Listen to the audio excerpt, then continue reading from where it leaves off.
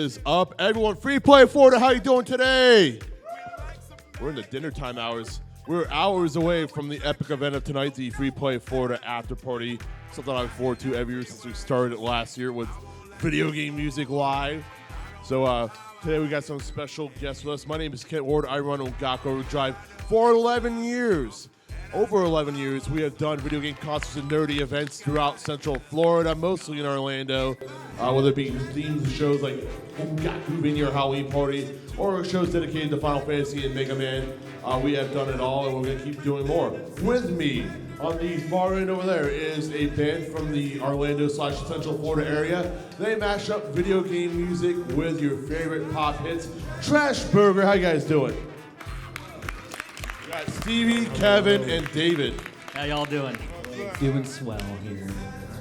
And right next to me is the teacher, the rapper, the hero, the author, and even the father, Mega Ran. Yes, how you doing today, Ran? We got a whole bunch. Does this one work? Oh, we got two mics. You can follow this one. Oh, this is good. Wait. We can do whatever. Double mic it. What's up, Free Play Florida? I'm stoked to have you guys. We're going to let some Mega Ran music play in the background if you guys are cool with that.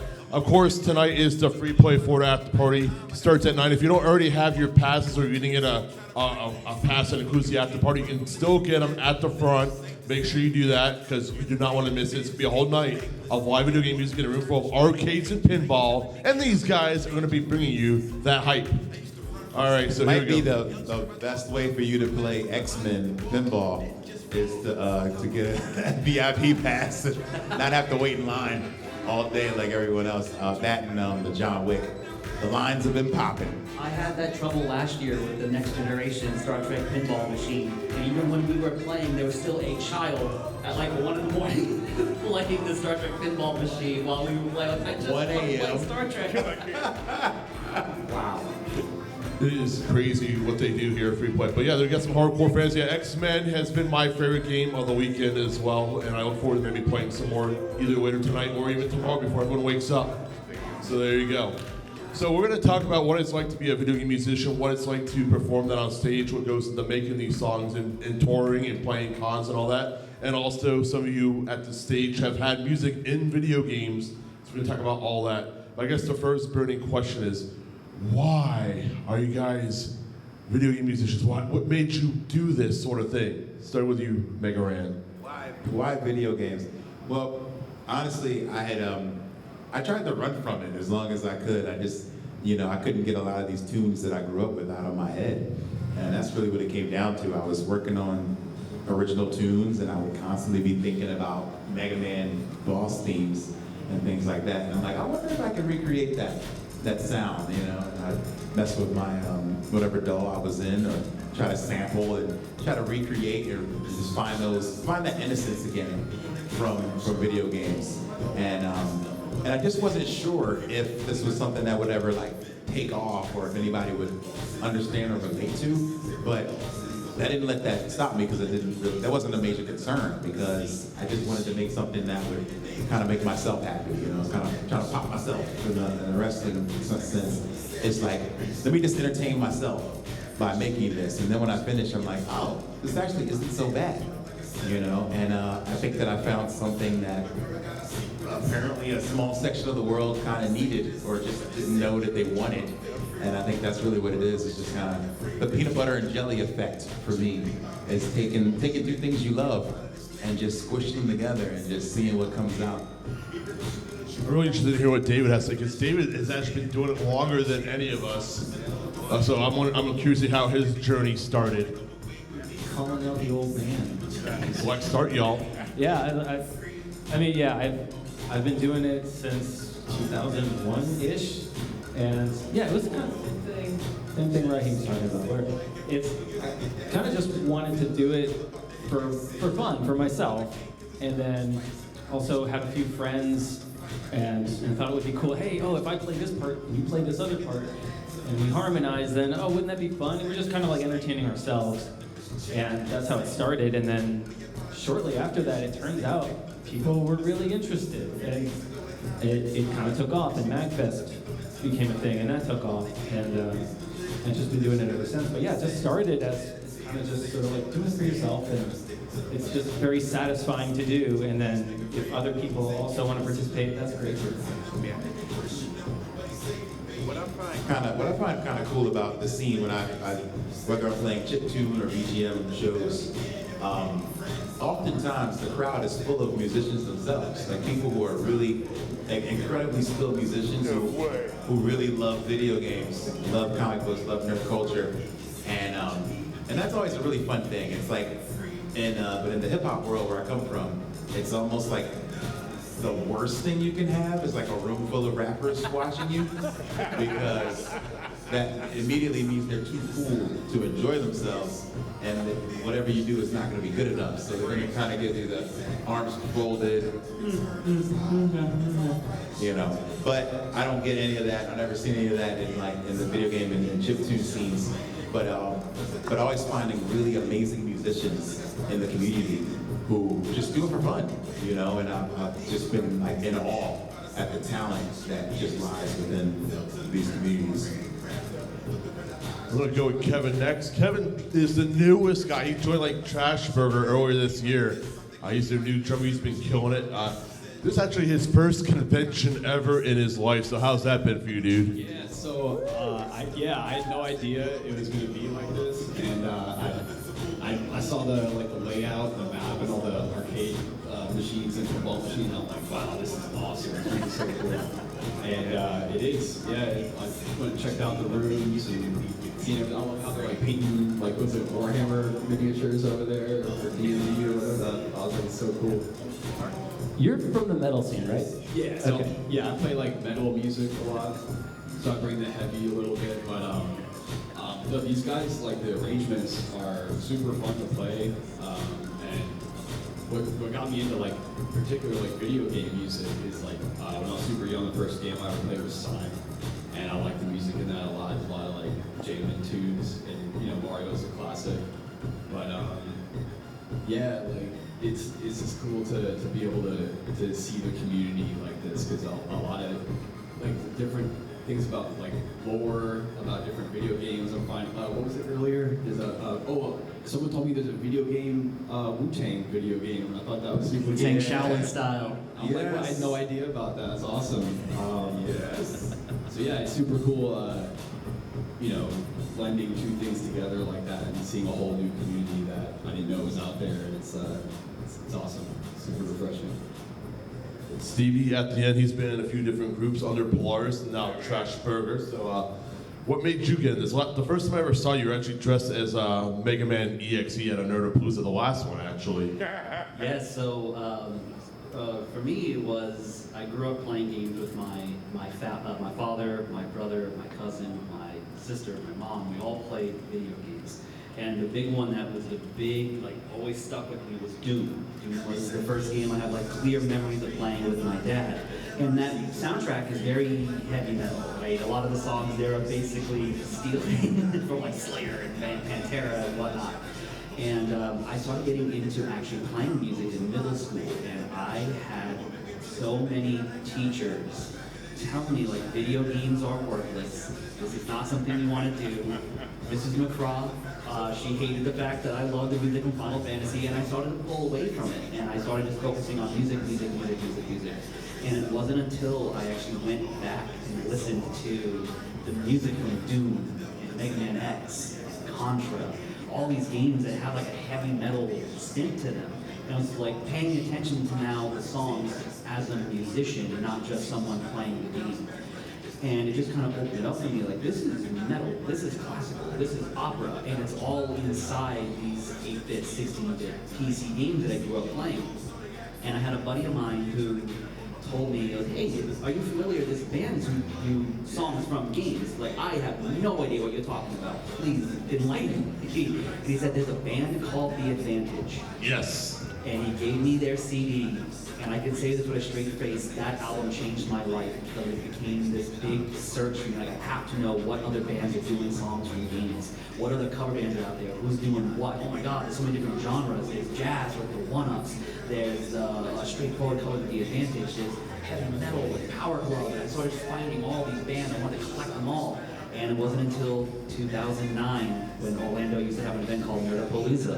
And I went every year dressed as Mega Man, because I love Mega Man X, all that. And it just turned into, oh, there is a whole scene, there's a whole community, a whole group of people just like me. And I want to join in on this. And I've been making it my journey since then to constantly be involved in the scene that welcomes me with open arms.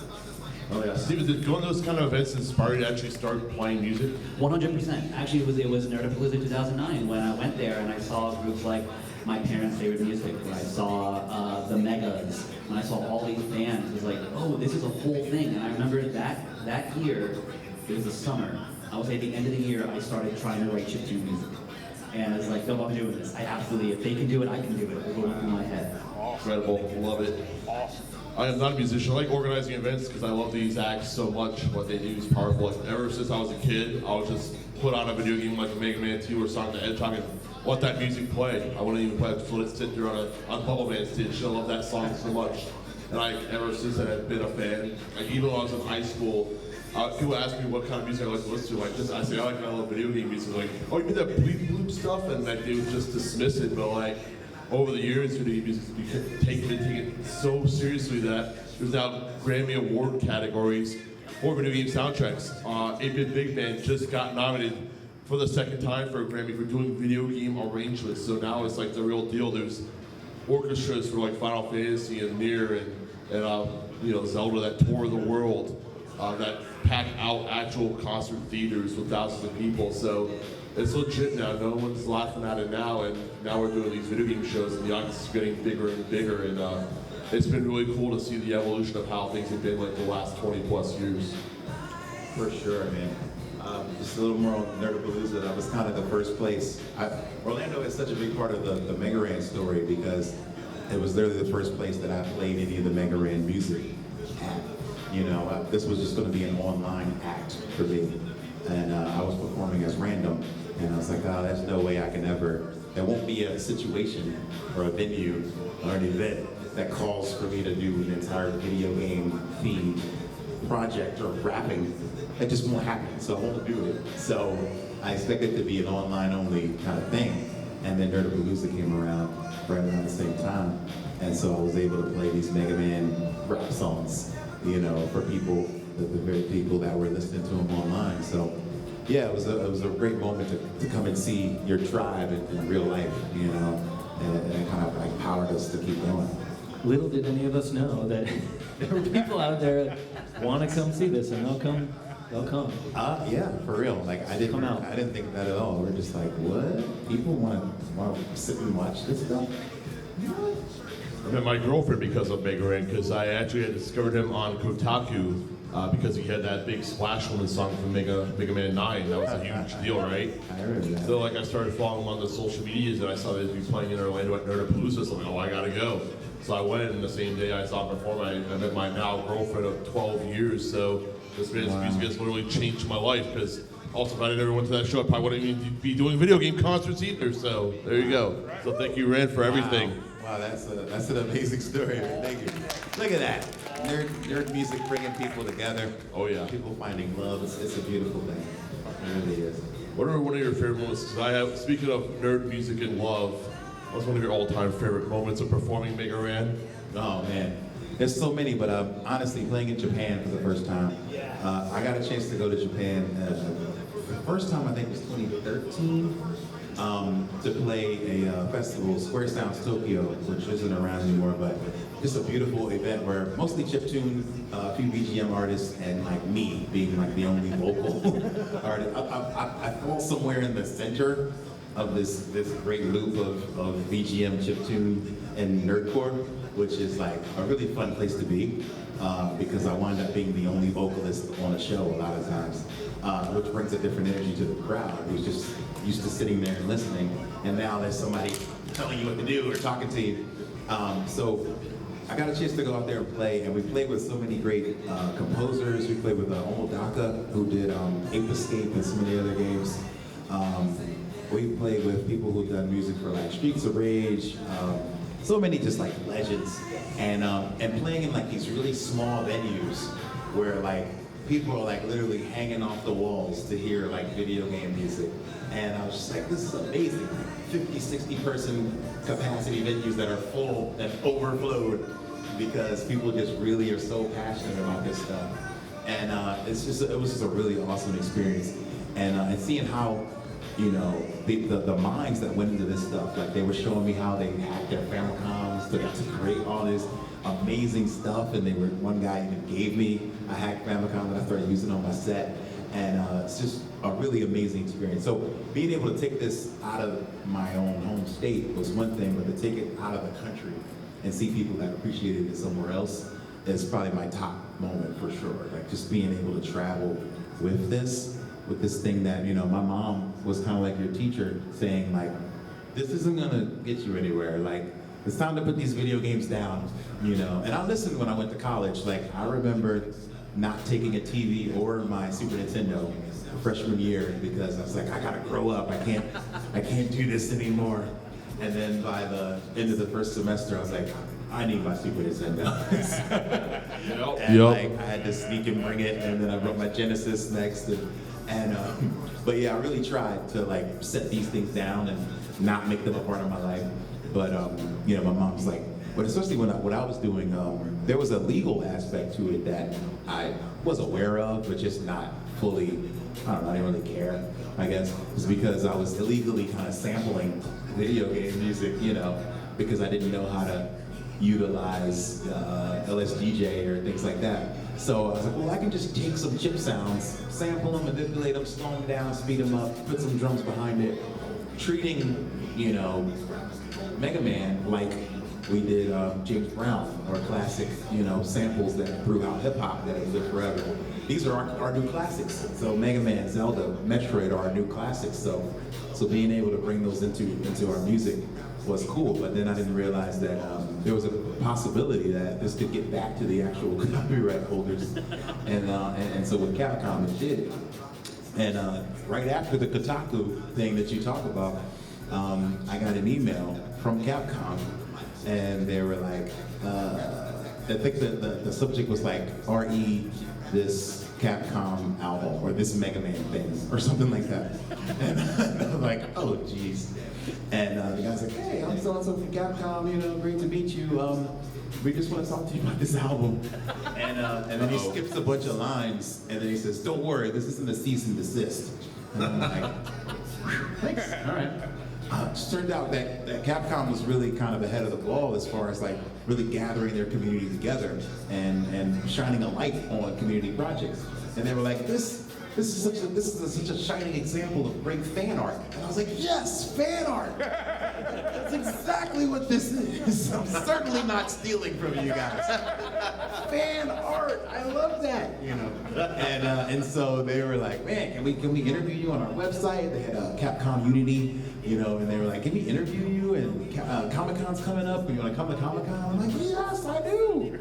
And it was a really cool moment where they could have just shut me down completely, but I think just recognizing my love and fandom for it, and that, you know, I guess it helped that it wasn't terrible, you know, that helped, I guess. And then that they were happening to work on the new Mega Man 9 game, which then led to the Splash Woman song, which kind of went on to define me a little bit. And it was because of them giving me the blessing to do that, you know. So yeah, it was I don't know if my path is the normal path, you know, but sometimes it's just taking those chances, shooting those shots, and then positive things kind of came out of it. But it could have ended really badly, you know. Like I thank my lucky stars every day for the fact that it went pretty well. So now I'm a lot more aware of that stuff, where I'm like, hey man, we can't just steal people's stuff, all right? You know that, right? I can try to claim fan art, but I did that in 2009. I don't know if I can pull that again. It's a good thing you got attached to video game stuff instead of Disney stuff. It might have ended differently. Oh my God, they would have gone after you. Absolutely. Yeah, for sure. You get off the plane at OIA, they're there, man, with bats. Yeah, you don't mess with the mouse. Yeah. You have like a sniper light in the shape of Mickey Mouse on your chest. You're like, hey, what's that? You know what's kind of interesting now is the current generation of like video game musicians, especially the ones that are thriving on YouTube. They're actually going out of their way to find ways to get licensing for the video game soundtracks that they cover. That way, like the rights holder, whether it be the publisher or the composer, actually gets a kickback from that. And plus, they don't have to sweat the legal issues. So that's happening a lot more, and there's actually past that now, which is great. Another cool thing that's going on, companies are actually sponsoring some of the artists now, like Square Enix and Bandai Namco have actually paid some of the acts in our community, like Stream Player Gamer, for example, to actually make music videos and playing the game soundtracks, so whether it be Star Ocean or one of the Tales of games, just use that as a means to promote the games to the followers and musicians. That's really what's changing now, is that the video game companies are actually embracing these acts. Yeah, it's a really cool thing, like just being able to recognize that we are bringing something to the table, you know, with whether it's our following or just our passion for your products, you know what I mean? So being able to get those calls, E3, RIP, was always a good time, because a company like Bandai Namco would be like, hey, like we need a couple of, you know, people who really love our products to come for free and play our games first, and because we know you're gonna, you know, be excited about talking about it to your fans. So yeah, we've been able to find some really cool opportunities in that space, which is dope.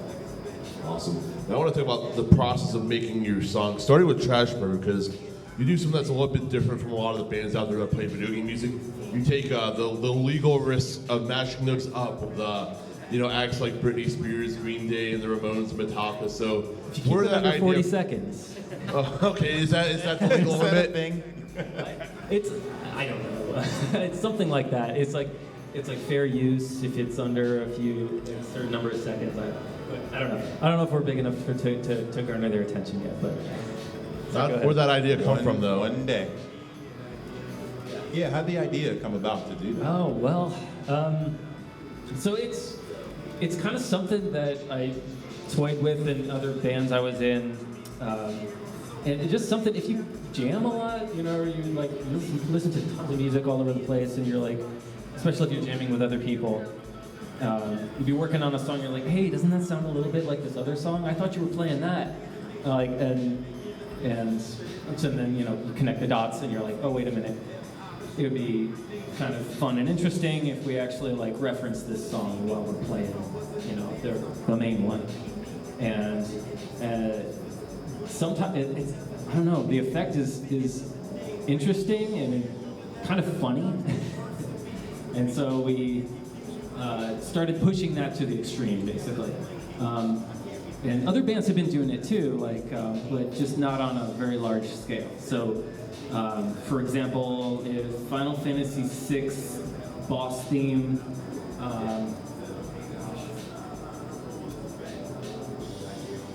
it was the Descendants of Erdrick. What is the? What's the Master of Puppets. Master of Puppets. That's what it is. Okay, it was not coming to mind. Yeah, the Final Fantasy VI boss theme sounds like Master of Puppets by Metallica.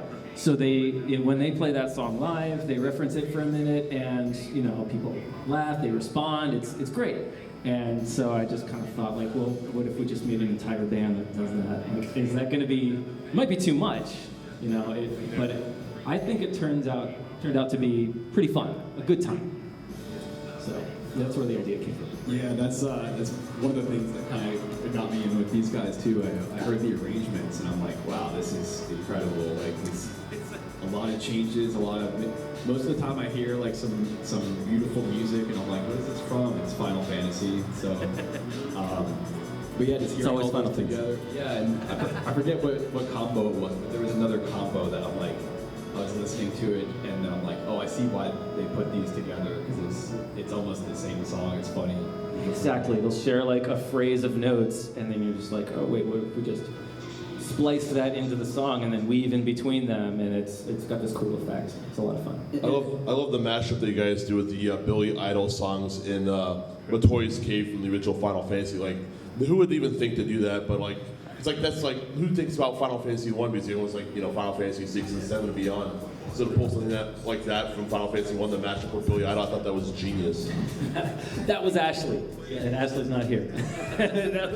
that was her stroke of brilliance. But yeah, it's a lot of fun. If it makes us laugh during rehearsal, or it makes us like light up and like smile, like oh wow, that was cool, then that's something that we turn into a full arrangement. Yeah. And one thing that's actually been like a really good positive with that is we've been getting people at our shows who are saying things like, I don't play video games, but I love your set. We had one gentleman come up to our table at the end of a show, and he goes, I want to be honest, we dragged our girlfriends here, we dragged our wives here. This isn't really their scene. They're not really into the video game scene, the music side of things. But you guys are doing arrangements that had Britney Spears or The Strokes or Billy Idol, and he said you actually let our partners have a good time. Normally they'd be bored out of their minds at a show like this. It's not their scene, but because you were playing stuff that they recognize and they could sing along to and dance to, and then at the end of it they're like, what was that game that they were doing? It's like, oh, that was this. It was Final Fantasy IV. And then when they're not looking, hit it with an obscure NES track. Hit it with the Monster Party. Fool them into enjoying video game music. That's the bridge right there, because like I think for a while there's still people out there that don't consider video game music to be, real music. But then when you take top 40 music, which is whatever music considered to be real music instead of video game music, but you put that together, I think, and it sounds natural and organic. I think it legitimizes it even more. Like, hey, this is like real stuff right here. For sure. I spent some time over this past summer just doing a lot of research on like some of my favorite tunes and where like some of the inspiration has come from for a lot of great composers. And I was doing this little series about video game music. And then like the stuff I found was just amazing. We'd be like, all right, so there's this section in Sonic Chemical Plant Zone that totally came from a Prince song. There's this section over here from this song that totally came from this, like, and it'll just like, it's absolutely been blowing my mind finding these things. And it's like, hey, these amazing musicians had inspirations too, you know what I mean? And they listened to a lot of the same stuff we did. So it's really amazing when I see it. Like, I think, it's not like a known band, but I remember hearing like the Contra soundtrack. I don't know if you've heard, where like so much of that stuff was inspired by some other band. And it sounds really good. Like, so I'm like, oh, well, now I just found a new favorite band to listen to, So it's great to be able to find those links back into, like you said, real music, because so many folks will not consider video game music. And so, what was one of those series that they did on Netflix? Was it Game Over or something?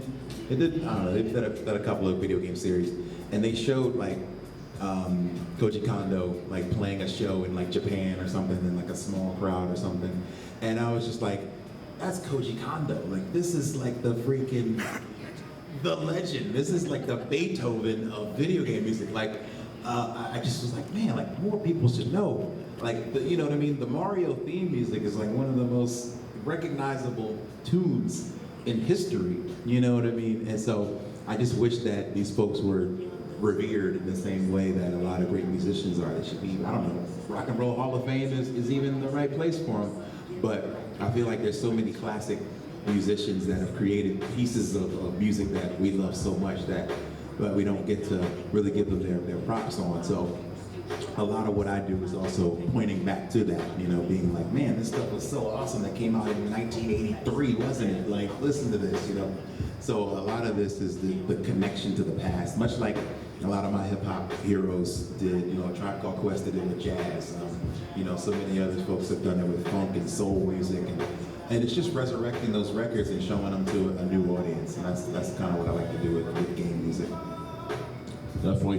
One of the things you brought up is, what you both brought up, were that video game music encompasses all the genres. So like, when people go to these shows, they might be a metalhead or a hip hop head, but then they're exposed to other genres of music that they normally don't listen to, like maybe jazz, for example, and they become fans of that. Like, you ever notice that, like that happens on a larger scale, especially at events like MagFest, where people just end up broadening their horizons because of what video game music is? Oh, absolutely. And that's actually kind of true for me in a way. The music that was being played a lot in my family when I was growing up was predominantly like classic rock, some jazz, stuff like that. But hip hop was something that was never really as prominent in my household. And it wasn't until I started finding the nerd scene, and specifically Mega Ran, that it really opened the doors for me. It's like, oh, actually, people love this. Like, was loving a genre of music I don't really listen to often, and was learning what makes this genre so interesting, what makes it so good, finding out what made it really just why people love it so much. And when I would go to things like Nerdipolis or go to other shows, it's like, oh, this is a genre I'm not familiar with, this is a style I'm not familiar with. And you know, there's also now that layer of, but I know the video game they're referencing, or I know the whatever's in their sample. And because like it was Aquasoul. It was just on Aquasoul, the first Mega Man out. And I heard that on MySpace. Wow. And it was like sampling Mega Man. Yeah, like you were sampling Mega Man 8. And like, no one talks about Mega Man 8 but me. discusses Mega Man. So I'm listening to it, I was like, this is so cool what he's doing with the music, because this is not what the music sounds like in the game. And that grabbed my attention, and I know when I go to MagFest especially, or just general conventions like this where there are different bands, different styles, and there's so much being done, you absolutely are seeing someone hearing, like, this is the first time they've ever heard a saxophone solo live. And it's because the Super Soul Brothers are playing music from Snatcher. Oh yeah. And it's like they're hearing this for the first time, going like, I don't know what this is, but I love it. And now because I got to hear it through a game I'm familiar with, it's like, that's absolutely, I love that so much. One of the things that blew my mind the most, I don't know if you guys have heard of this, you guys definitely know this act, but did you guys know there's a mariachi band that plays video game music out there? Oh man, they're amazing. Yeah, Mariachi Entertainment System, legitimate mariachi players that would play around the circuit in Texas, got together under like a dude who's a huge gamer, and they said, hey, let's just try doing this, but we play video game music like Final Fantasy and whatnot in Donkey Kong Country, and it's absolutely incredible and very beautiful music. And eventually they got brought to MagFest, which is like the biggest event in our community, like over 20,000 people go to it every January. And when they got to play, they actually got to play Donkey Kong Country with the composer of Donkey Kong Country, David Weiss. Like, he joined them on stage. They took shots of tequila because they're a mariachi band. That's what they do. And then they busted out some Gangplank Galleon. It was incredible. Yeah. One of my top 5 MagFest moments ever. Yes. That was so cool. But yeah, I mean, I can't say enough on how many genres that this has opened up to me. Even when I first started it, I kept Googling and trying to figure out, like, surely someone else has thought of this. Like, when I was trying to do, like, video game rap, I was like, there's gotta be. And I kept searching and searching, and I didn't find it. And so all I could find at the time were video game bands. So it was The Advantage, it was the Neskimos, it was the Mini Bosses, and then the Megas. And I was like, oh, so no one's doing this like in rap at all. Okay, cool. And the closest thing to what I do was the Megas. They took Mega Man music and kind of embodied the characters and things like that. So it's like, all right, so this is like the rap version of that, you know? So just being able to try to figure my way through it, I think the huge inspiration was that every other band I found were in a different genre, whether it was jazz, whether it was like hard rock and things like that. It was like a really fun experience to be able to pick out find new favorite genres of music through video games. Oh yeah. So now one of the cool things about your set that I like, Mega Man, is the freestyle session that you always do. Like, there's a few different ways you do it. My favorite one is when you encourage audience members to hold up something for you to see, and then you just rhyme about it right away, and you always pull it off flawlessly every time. Like, how long did it take for you to perfect that kind of like interaction with the crowd? Like, how hard was it at first? Oh man, it was terrifying. Honestly, it still is now. I think that's why I do it. It's just kind of that adrenaline rush, you know, that shot in the arm where you're like, if you mess up, they're all gonna see, you know, so you better get it right. Like, I need that pressure sometimes on me just to keep it fun. And I grew up, you know, I originally started kind of freestyling. Like, that was before I wrote any of my first songs. I was constantly freestyling. We would go to, you know, open mics, things like that. We'd have these like sessions in Philadelphia, this place called The Gathering. And so every, I think Tuesday, we would get together from 9 to midnight, and a DJ would just play tracks. Hey, what do you want? You want something slow? You want something fast? You want something, you know? And we would just figure it out on the spot. All right, so now you have to talk about his shoes. Go. And we're like, what? You know, so you just had to do it on the spot. It was like trial by fire.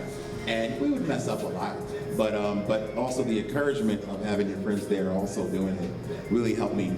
And so through that, we learned to get better and better at it. And then later it became kind of playing the dozens, like friendly rap battles, dissing each other, you know, things like that. And if you couldn't do it, you were just going to be roasted.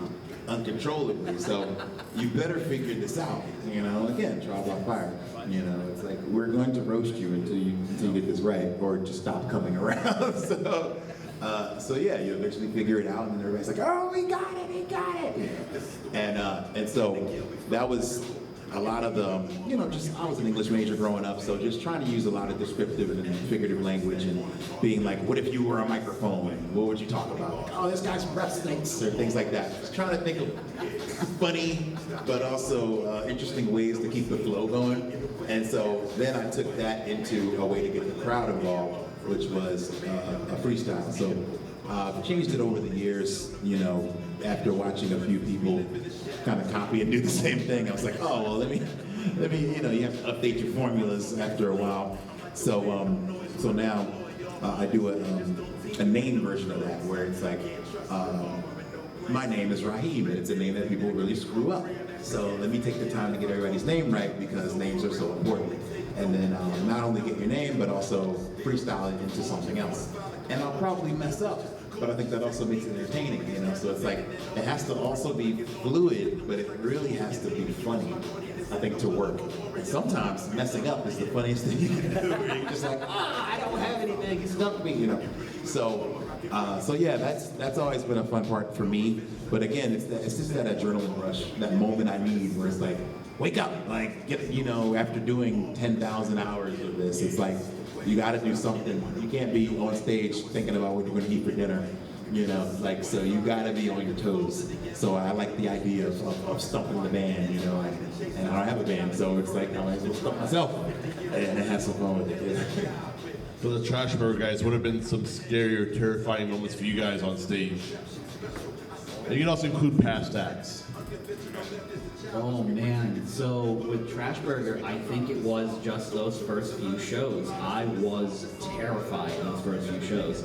And if you look back at it, like, I'm barely talking, I'm giving very little interaction to the crowd. It's just like, don't mess up. These are complicated arrangements, there's a lot to go on, a lot of dynamics, and we're going back and forth between all these songs.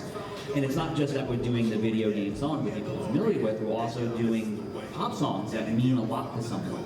When we do Billy Idol, and people there genuinely love Billy Idol, they have the rock band set up right out there, and they did White Wedding.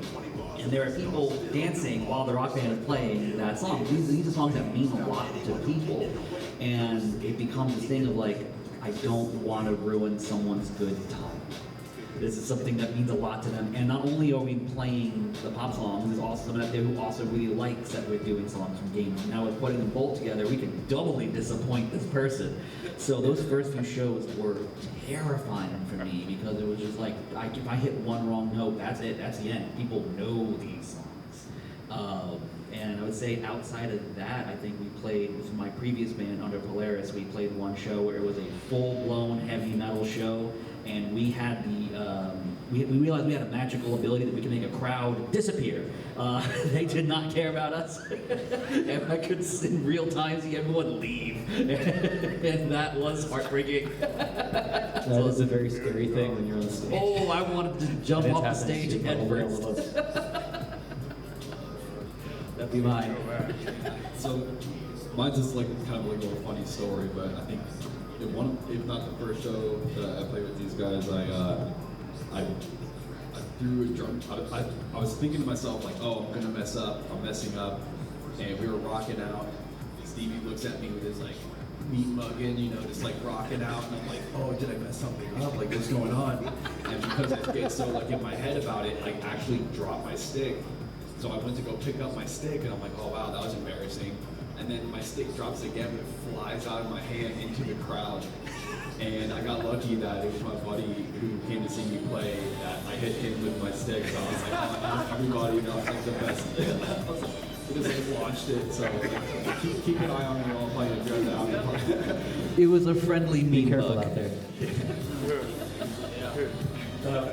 Oh man, one of the probably the most terrifying moment of performing in my life is band I was in was doing some tour dates with Video Games Live, which is an orchestra. It's like this very big production. They've got the videos, they've got the orchestra, you know, quote unquote real musicians. They're orchestral musicians, classically trained and all that. So it's very intimidating to perform in front of them when, I'm like a rock guitarist. And so they do their whole bit, and then our band was going to come out and do 2 numbers, and just like the first time going on stage for that was horrifying. You're following the orchestra and you're preceding the orchestra, and it's just like, does anybody want to see this? I don't know. They came here for the orchestra. What are we doing?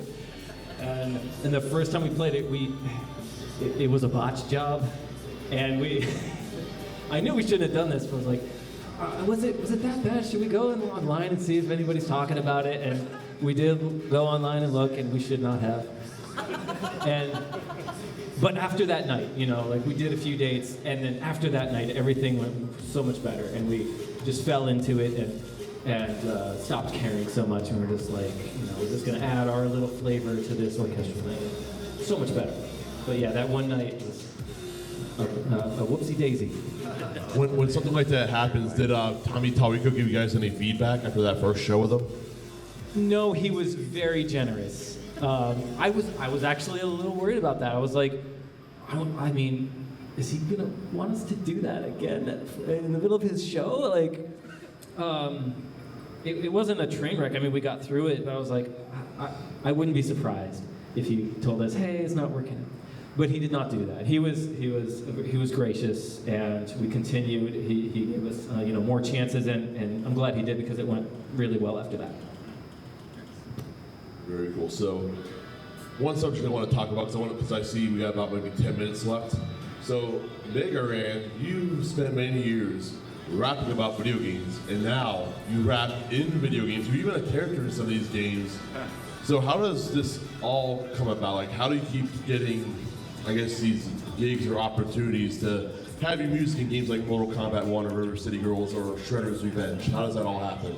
Oh, man. I wish I had some, cool answer to be like, well, I got this agent and they just get me the cool gigs. Honestly, man, I think it's just being a part of this community for so long, traveling so long, playing so many gigs, coming up in the online spaces like OC Remix and things like that, The Shiz, so many other cool places.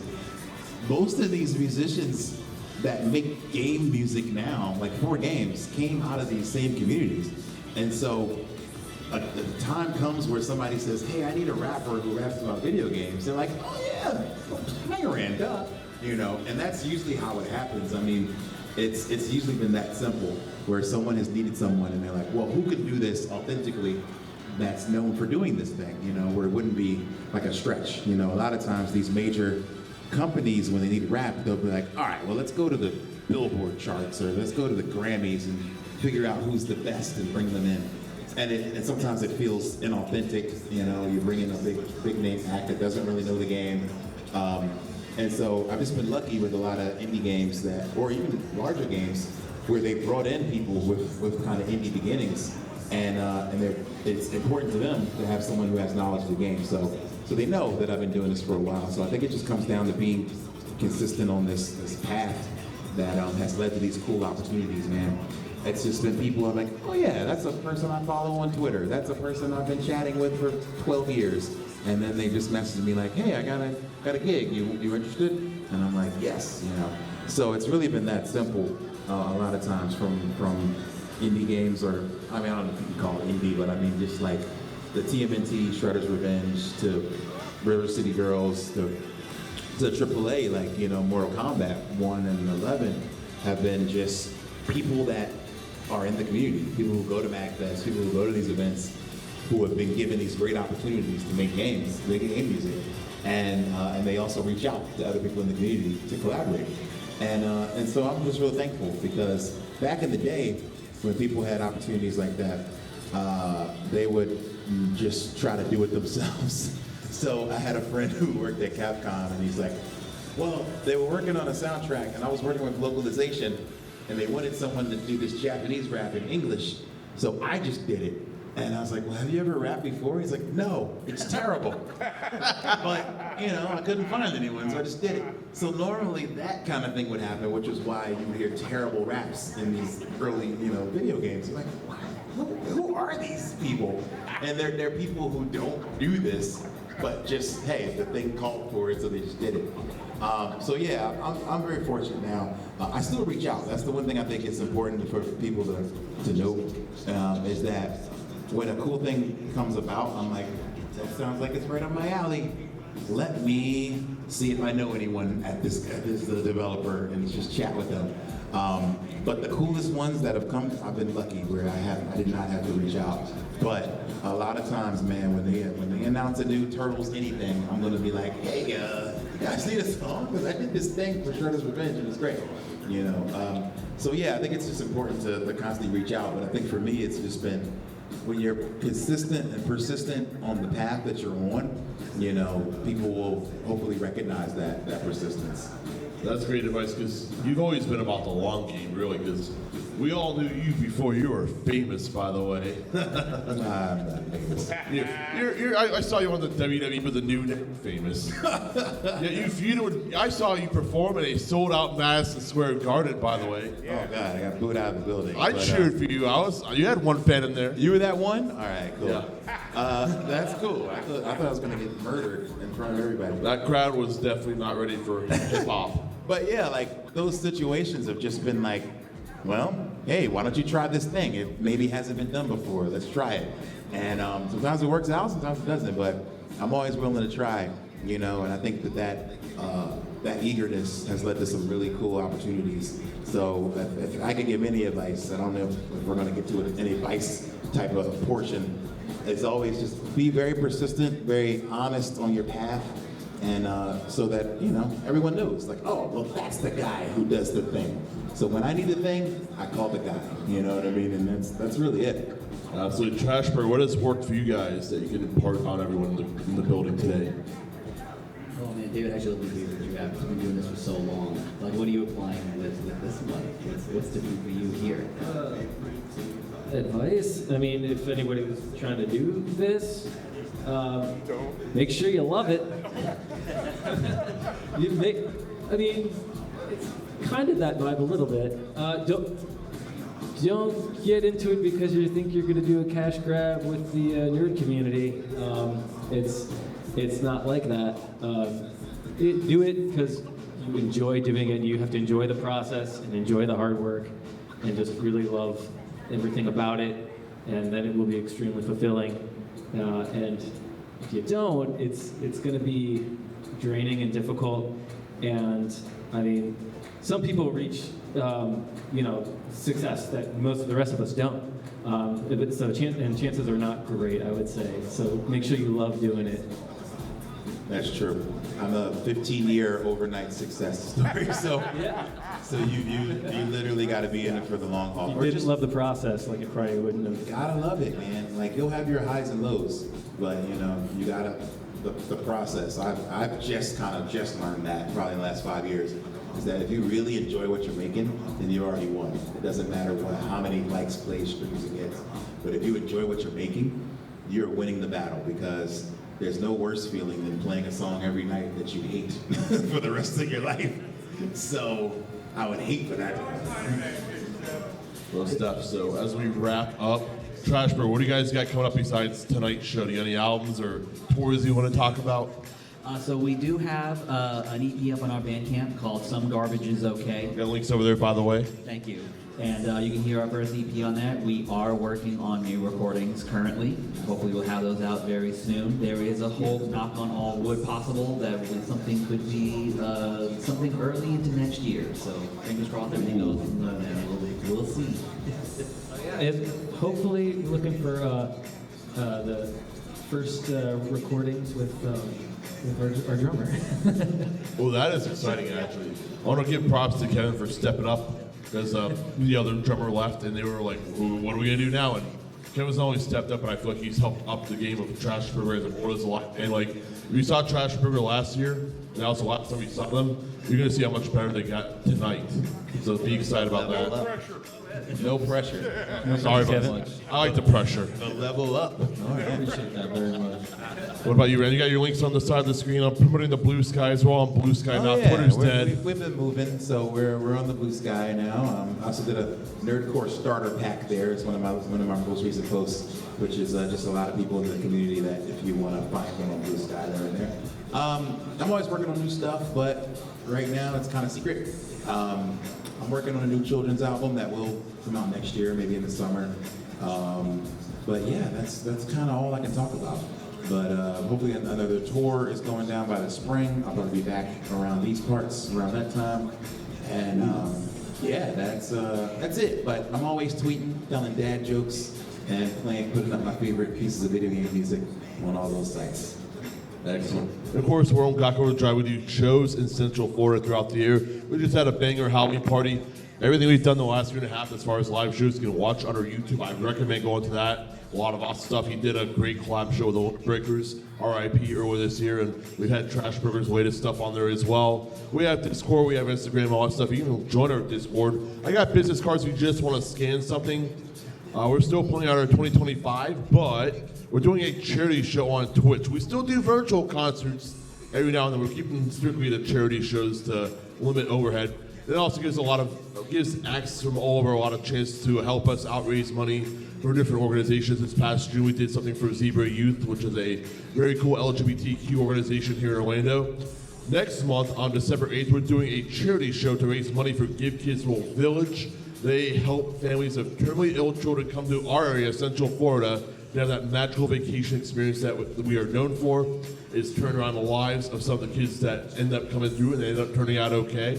Actually, someone in our community actually was a Give Kids World Children that came to Orlando about 2 decades ago and it changed their life. So what they do is very special. We're going to support them, and some of the acts that we're going to have include like Lacey Johnson, who's done stuff with Evo and Genshin Impact, Tiggs, who's done stuff with World of Warcraft, and some more that we'll be announcing over the next week. But it's free. You don't have to leave your house. You don't even have to put on pants. All you got to do is follow our Twitch channel and tune in when it happens. Of course, tonight, 9 p.m., the Free Play Florida after party. In a room full of arcades and pinball, we're gonna have these guys bust out their best video game tunes, their best nerdy tunes. It's gonna be a fun time. It is my dream show, and I hope you guys will come out and have a great time. If you have not gotten your passes yet, they have them at the front desk. Well, we didn't give time for questions, but if you guys do have any, we'll be at our tables right inside of the main expo floor. So just come on up and chat with us. We're like all in a row right on the side of the stage. So I would love to hear from you. Yeah, they got t-shirts, they got CDs, they got high fives, all ready to go. So thank you, Mega Ran, thank you, Trash Burger, for coming. And we'll see you guys at the after party tonight, right? Yeah. Thank you guys so much. We'll see you guys in a bit.